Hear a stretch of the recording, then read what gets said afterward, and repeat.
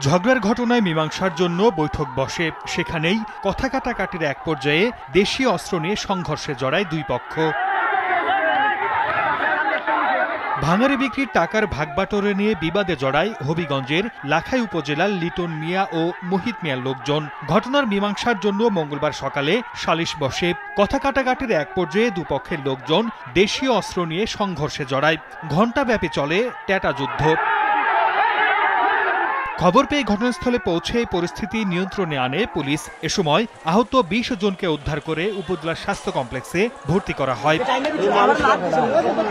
এদিকে জমি নিয়ে বিরোধের জেরে সুনামগঞ্জের গুনাথপুরের শাহ আলম ও জাকিরের লোকজনের মধ্যে সংঘর্ষ হয়েছে। আহত হয়েছেন উভয় পক্ষের অন্তত ১৭ জন। অপরদিকে আধিপত্য বিস্তার নিয়ে জগন্নাথপুর উপজেলার জামালপুর ও রৌডর গ্রামের দুই পক্ষের মধ্যে সংঘর্ষে ১০ জন আহত হয়েছেন।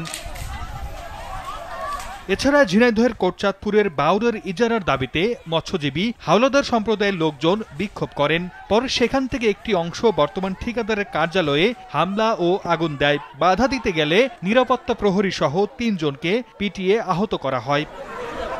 সর্দার মোহাম্মদ আরিফ, সময় সংবাদ।